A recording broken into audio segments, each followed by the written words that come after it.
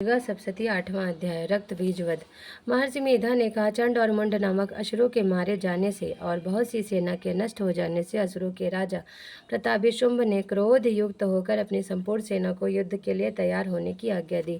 उसने कहा, अब उदायुध नामक 86 असुर सेनापति अपनी सेनाओं के साथ युद्ध के लिए जाएं और कंबु नामक 84 सेनापति भी युद्ध के लिए जाएं और कोटि वीर्य नामक 50 सेनापति और धौम्रकुल नाम के 100 सेनापति प्रस्थान करें।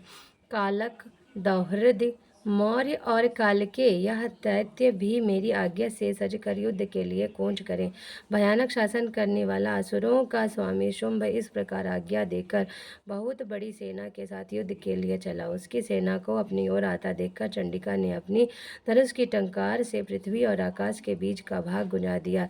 हे राजन, इसके पश्चात देवी के सिंह ने दहाड़ना आरंभ कर दिया और अंबिका के घंटे के शब्दों ने उस ध्वनि को और भी बढ़ा दिया। धनुष की टंकार, शेर की दहाड़ और घंटे के शब्द से पृथ्वी और आकाश के बीच का भाग गूंज उठा और इसके साथ ही देवी ने अपने मुख को और भी भयानक बना लिया।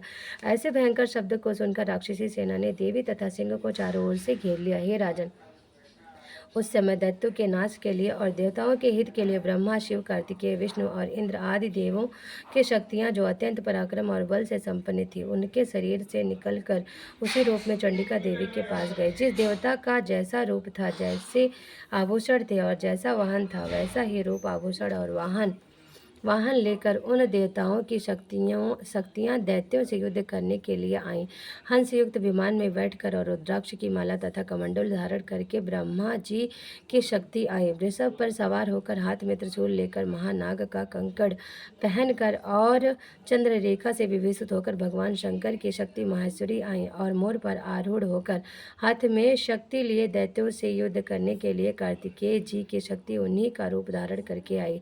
भगवान विष्णु की शक्ति गरुड़ पर सवार होकर शंख, चक्र, सारंग, गदा, धनुष तथा शंख हाथ में लिए हुई आई। श्री हरि की शक्ति वाराही वाराह का शरीर धारण करके आई और नरसिंह के समान शरीर धारण करके उनकी शक्ति नरसिंही भी आई। उसकी गर्दन के झटकों से आकाश के तारे टूट पड़ते थे और इसी प्रकार देवराज इंद्र की शक्ति ऐन्द्री भी ऐरावत के ऊपर सवार होकर आई।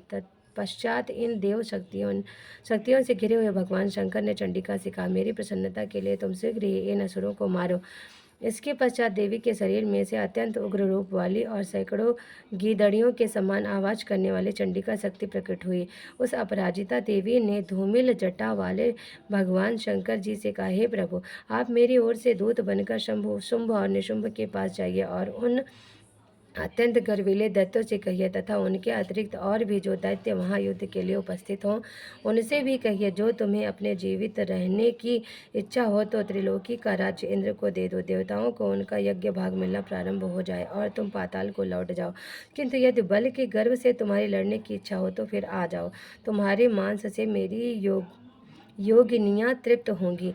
चूंकि उस देवी ने भगवान शंकर को दूत के कार्य में नियुक्त किया था, इसलिए वह संसार में शिवदूती के नाम से विख्यात हुई। भगवान शंकर से देवी का संदेश पाकर उन दैत्यों के क्रोध का कोई आर पार न रहा और वह जिस स्थान पर देवी विराजमान थी वहां पहुंचे और जाने के साथ ही उन पर बाणों और शक्तियों की वर्षा करने लगी। देवी ने उनके फेंके हुए बाणों, शक्तियों, त्रिशूल और फरसों को अपने बाणों से काट डाला और काली देवी उस देवी के साथ आगे खड़ी होकर शत्रुओं को त्रिशूल से विदीर्ण करने लगी और खटवांग से कुचलने लगी। ब्रह्माणी जिस तरफ दौड़ती थी उसी तरफ अपने कमंडल का जल छिड़ककर दैत्यों के वीर्य व बल को नष्ट कर देती थी और इस प्रकार महेश्वरी त्रिशूल से, वैष्णवी चक्र से और अत्यंत कोप वाली कौमारी शक्ति द्वारा असुरों को मार रही थी और ऐन्द्री के बाजू के प्रहार से सैकड़ों दैत्य रक्त की नदियां बहाते हुए पृथ्वी पर सो गए। वाराही ने कितने ही राक्षसों को अपनी थूथन द्वारा मृत्यु के घाट उतार दिया। दाढ़ों के अग्रभाग से कितने ही राक्षसों की छाती को चीर डाला और चक्र की चोट से कितनों ही को विदीर्ण करके धरती पर डाल दिया। बड़े बड़े राक्षसों को नरसिंही अपने नखों से विदीर्ण करके भक्षण कर रही थी और सिंहनाद से चारों ओर दिशाओं को गूंजती हुई रणभूमि में विचर रही थी। शिवदूती के प्रचंड अट्टहास से कितने ही दैत्य भयभीत होकर पृथ्वी पर गिर पड़े और उनके गिरते ही वह उनको भक्षण कर गई।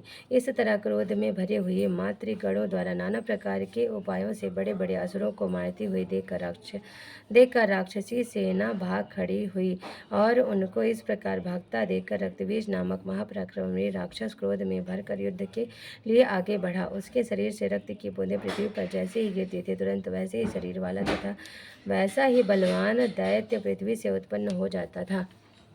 रक्तबीज गदा हाथ में लेकर ऐन्द्री के साथ युद्ध करने लगा। जब ऐन्द्री शक्ति ने अपने वज्र से उसको मार डाला तो घायल होने के कारण उसके शरीर से बहुत सा रक्त बहने लगा और उसकी प्रत्येक बूंद से उसके समान ही बलवान तथा महापराक्रमी अनेकों दैत्य भयंकर रूप से प्रकट हो गए। वह सबके सब दैत्य बीज के समान ही बलवान तेज वाले थे।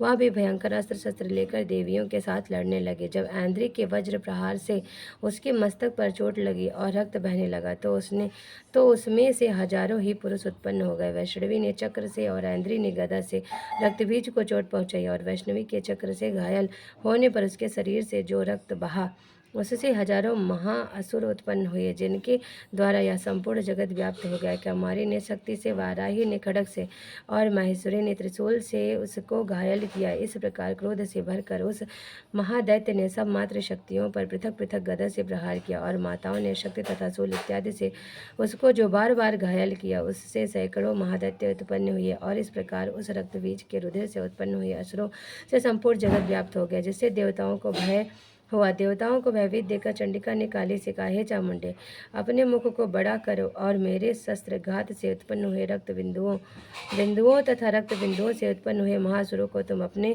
इस मुख में भक्षण करती जाओ। इस प्रकार रक्त बिंदुओं से उत्पन्न हुए महासुरों को तुम अपने इस मुख में भक्षण करते जाओ। इस प्रकार रक्त बिंदुओं से उत्पन्न हुए महादैत्यों को भक्षण करते हुए तुम रणभूमि में विचरो। इस प्रकार रक्त क्षीण होने से यह दैत्य नष्ट हो जाएगा। तुम्हारे भक्षण करने के कारण अन्य दैत्य उत्पन्न नहीं होगी। काली ने इस प्रकार कहकर चंडिका देवी से रक्तबीज पर अपने त्रिशूल से प्रहार किया और काली देवी ने अपने मुख में उसका रक्त ले लिया। तब उसने गदा से चंडिका पर प्रहार किया। प्रहार से चंडिका को तनिक भी कष्ट ना हुआ, किंतु रक्तबीज के शरीर से बहुत रक्त बहने लगा। लेकिन उसके गिरने के साथ ही काली ने उसको अपने मुख में ले लिया। काली के मुख में उस रक्त से जो असुर उत्पन्न हुए उनको उसने भक्षण कर लिया और रक्त को पीती गई। तदंतर देवी ने रक्तबीज को, जिसका कि खून काली ने पिया था, चंडिका ने उस दैत्य को वज्र, बाण, खड्ग तथा रिष्टि